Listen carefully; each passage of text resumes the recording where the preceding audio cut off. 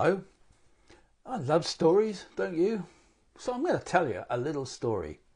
Now, some years ago, and I'm not going into exactly how many years ago this was, I was living and working in the UK. I had a long drive to get to work, about an hour, through some beautiful countryside.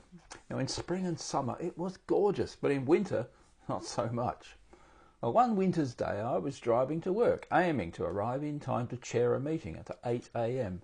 It was dark, it was cold, it was raining heavily. In short, it was the sort of morning I'd rather have stayed in bed. Anyway, I was pootling along, listening to the radio, when suddenly I saw an obstacle up ahead. A farmer was driving his tractor out of a farmyard, and he was towing, of all things, a muck spreader. Now, a muck spreader is a machine that does exactly what you'd expect. It spreads muck. It throws it far and wide. The idea being that if you spread it across your paddocks, it will fertilise the grass. Now, the muck in question, for those of you who don't know about farming, is in fact cow manure, collected from the dairy during the daily milking.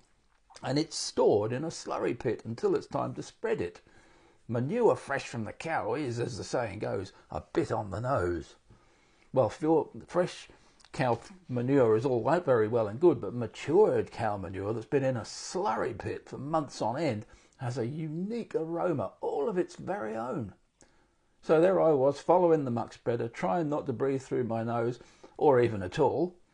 It was a winding country road, double white lines down the centre, and no chance of overtaking in the current conditions. Oh, it's okay, I thought, he won't be going far. Ha, yeah, right. 8 miles later, he finally turned off the road. By then, of course, I was well late, not a hope of arriving in time to chair the meeting, and feeling sick as a dog after breathing muck fumes for the last 8 miles. Then I get to the car park to find that someone has parked in my allocated space.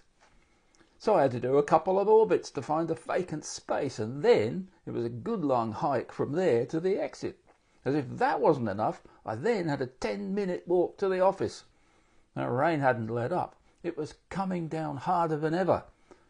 So eventually I arrive in the office half an hour late, soaking wet like something the cat dragged in, and some wag says, "Oh, here you are. Glad you could join us." I was just thinking about an appropriately witty retort when my PA handed me a mug of tea. "Here," she said, "you look like you need this." Was she ever right? Also, her kindness stopped me in my tracks and probably saved me from something I'd later regret. She reminded me to put this morning's frustrations to one side and not inflict them on everyone else.